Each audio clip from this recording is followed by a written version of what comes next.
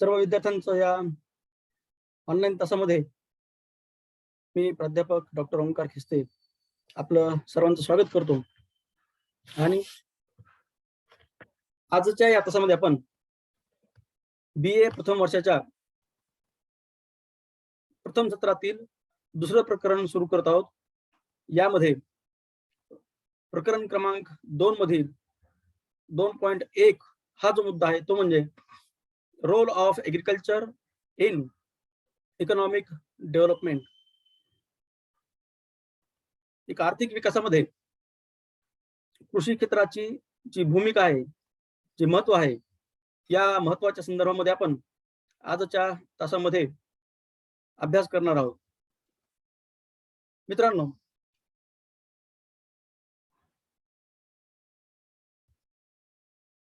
भारतीय कृषी क्षेत्र हे परंपरागत कृषी क्षेत्र आहे। अर्थात भारतीय अर्थव्यवस्था ही एक विकसनशील स्वरूपाची अर्थव्यवस्था आहे। या विकसनशील अर्थव्यवस्थेचं जे स्वरूप आहे, या स्वरूपामध्ये आपण या स्वरूपाच्या संदर्भात ज्यावेळेस विचार करतो त्यावेळेस कोणत्याही देशाच्या विकासाच्या प्राथमिक अवस्थेमध्ये कृषी क्षेत्राचं जे महत्व आहे ते महत्व अनन्यसाधारण असताना आपल्याला दिसून येतं। म्हणजे आजच्या काळामध्ये, वर्तमान स्थितीमध्ये ज्यावेळेस आपण भारतीय अर्थव्यवस्थेचा विचार करतो त्यावेळेस भारतीय अर्थव्यवस्था ही आज कृषी क्षेत्राकडून उद्योग आणि सेवा क्षेत्राकडे त्याचं हस्तांतरण होत असताना आपल्याला दिसून येतं। त्याची जी प्रवृत्ती आहे ती प्रवृत्ती आपल्याला सातत्याने बदलताना दिसून येते। वर्तमान स्थितीमध्ये जे काही देश विकसित देशांच्या श्रेणीमध्ये समाविष्ट होतात, या देशांच्या प्राथमिक अवस्थेमध्ये, विकासाच्या प्राथमिक अवस्थेमध्ये हे देश देखील सुरुवातीला कृषी क्षेत्रावरच अधिक प्रमाणामध्ये अवलंबून होते। सुरुवातीच्या विकासाच्या काळात या देशांचा जो राष्ट्रीय उत्पन्नाचा विचार करता आपल्या असं लक्षात येतं की विकसित देशांच्या सकल घरेलू उत्पादनामध्ये म्हणजे GDP मध्ये सुद्धा भारतीय कृषी क्षेत्राचा वाटा हा जास्त असताना आपल्याला दिसून येतो। भारत देश देखील विकसनशील स्वरूपाचा देश आहे। अर्थात विकासाच्या सुरुवातीच्या अवस्थेमध्ये कृषी क्षेत्राचा भारतीय उत्पन्नातील जो वाटा आहे तो देखील आपल्याला जास्त असताना लक्षात येतो। जर आपण याच्या आकडेवारीचा जर विचार केला तर आपल्याला असं लक्षात येतं की स्वातंत्र्योत्तर काळामध्ये म्हणजे भारत देश ज्यावेळेस स्वतंत्र झाला त्यानंतरच्या कालावधीमध्ये म्हणजे 1950-51 साली भारताच्या राष्ट्रीय उत्पन्नामध्ये कृषी क्षेत्राचा जो वाटा होता तो जवळजवळ 56% सुद्धा जास्त होता। म्हणजे फक्त एकट्या कृषी क्षेत्राचा वाटा 56% होता। म्हणजे उरलेले जे 44% आहेत राष्ट्रीय उत्पन्नातील 44% आहेत, यामध्ये केवळ आणि सेवा आणि उद्योग क्षेत्राचा वाटा हा 44% होता। म्हणजे दोन क्षेत्रांच्या वाट्यापेक्षा सुद्धा कृषी क्षेत्राचा वाटा हा जास्त होता, तो 56% होता। आणि 2020-21 जर आपण विचार केला तर या स्लाइड मध्ये भारतीय राष्ट्रीय उत्पन्नामध्ये कृषी क्षेत्राचा वाटा किती टक्के आहे हे जर आपण पाहिलं तर हा वाटा कमी कमी होत जाऊन 20% आपल्याला आलेला दिसून येतो। म्हणजे 1950-51 साली भारतीय राष्ट्रीय उत्पन्नामध्ये कृषी क्षेत्राचा वाटा 56% होता, तो आता 20% आलेला दिसून येतो। हा वाटा जरी कमी होत असला तरी सुद्धा भारतीय अर्थव्यवस्थेतील कृषी क्षेत्राचं जे महत्व आहे हे महत्व कमी होत नाही। कारण वर्तमान स्थितीचा जर आपण विचार केला तर आजही 67% अधिक जनता ही ग्रामीण भागामध्ये वास्तव्य करताना दिसून येते। म्हणजेच ती प्रत्यक्ष आणि अप्रत्यक्षपणे कृषी क्षेत्रावरच अवलंबून असताना आपल्याला दिसून येते. याच कृषी क्षेत्रामध्ये 57-55% सुद्धा अधिक रोजगार हा कृषी क्षेत्रामध्ये सामावलेला आपल्याला दिसून येतो. म्हणजे राष्ट्रीय उत्पन्नामध्ये कृषी क्षेत्राची भूमिका ही अत्यंत महत्वपूर्ण असताना आपल्याला दिसून येते.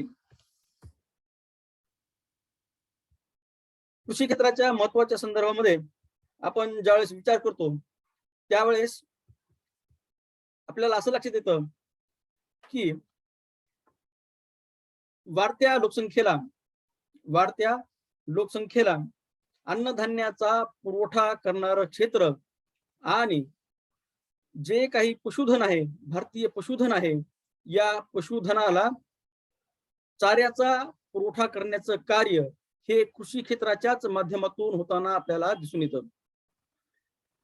भारतीय लोकसंख्या ही उत्तरोत्तर म्हणजे दशकानुसार वाढत जाताना आपल्याला दिसून येते.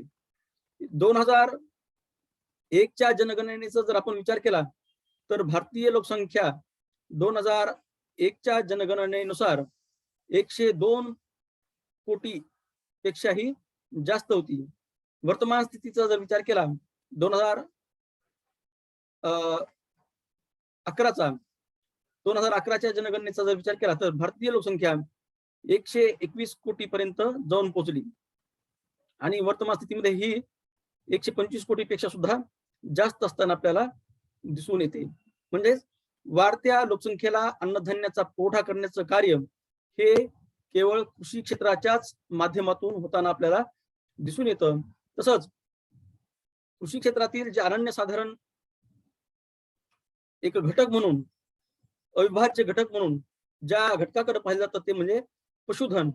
या पशुधनाला याच कृषी क्षेत्राच्या माध्यमातून चाऱ्याची उपलब्धता किंवा चाऱ्याचा पुरवठा होताना आपल्याला दिसून येतं. म्हणजे पहिलं जे कार्य आहे ते कोणतं कार्य आहे? राष्ट्रीय उत्पन्नातील सर्वाधिक वाटा किंवा महत्वपूर्ण वाटा. आणि दुसरं जे कार्य आहे ते वाढत्या लोकसंख्येला अन्नधान्याचा पुरवठा करणे आणि पशूंना चाऱ्याचा पुरवठा करणे. हे दोन महत्वाचे कार्य किंवा या दोन संदर्भातील महत्वाची भूमिका कृषी क्षेत्र अतिशय एक जबाबदारपणे किंवा सबलपणे पार पाडताना आपल्याला दिसून येते. यानंतरचं जे महत्वाचं कार्य आहे ते म्हणजे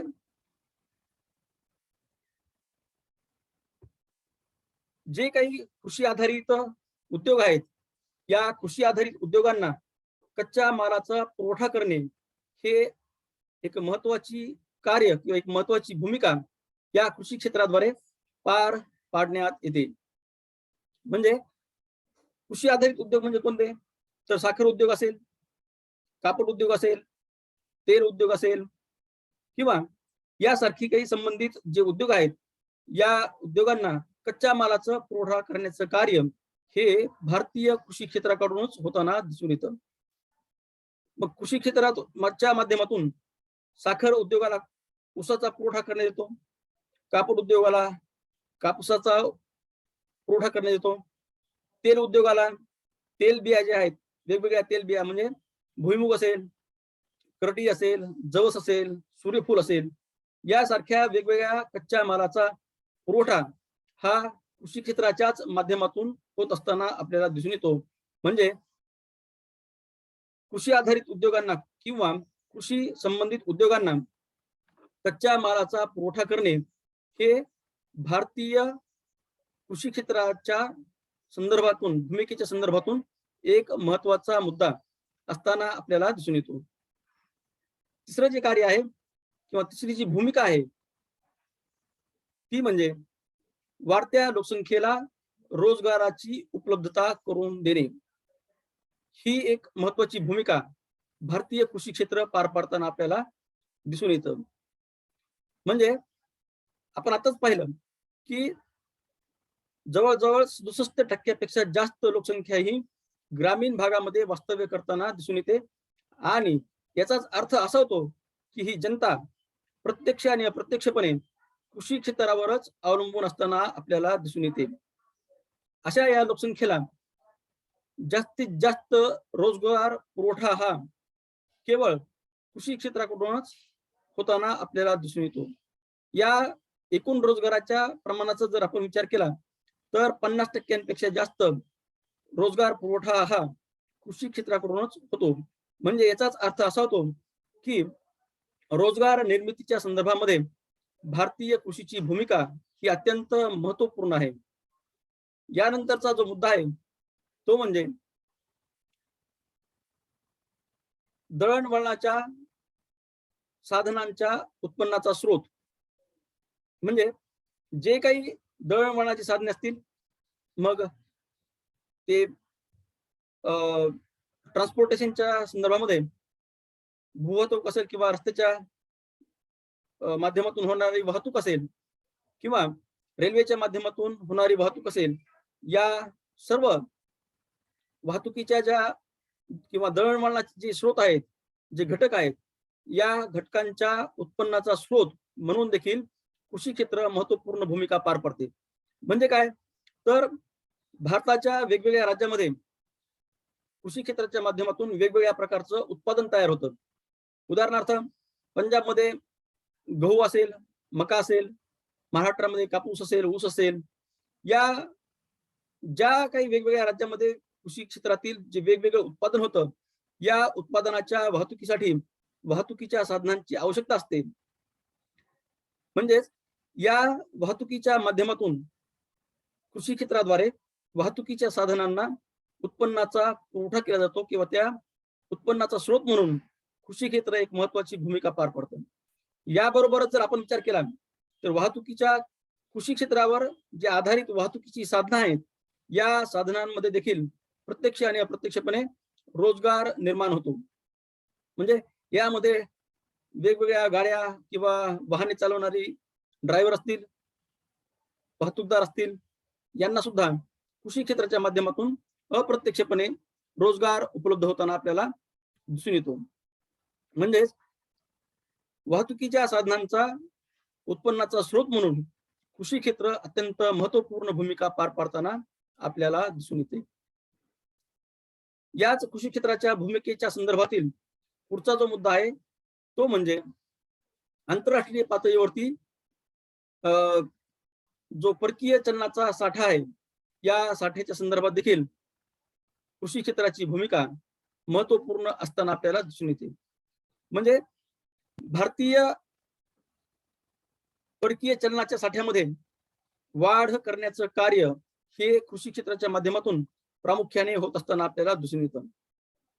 म्हणजे भारतामध्ये जे उत्पादित होणारे गहू असतील, तांदूळ असेल, मका असेल, ज्वारी असेल, बाजरी असेल किंवा वेगवेगळ्या प्रकारच्या डाळी असतील, या किंवा फळभाज्या असतील, या सर्वांचं निर्यात करून इतर देशाकडून परकीय चलन या कृषी क्षेत्राच्या माध्यमातून प्राप्त होतं. म्हणजेच परकीय चलन संकलित करण्याच्या बाबतीमध्ये किंवा परकीय गंगाजळी मध्ये वाढ करण्याच्या दृष्टिकोनातून भारतीय कृषी क्षेत्र हे महत्वपूर्ण भूमिका पार पाडताना आपल्याला दिसून येतं.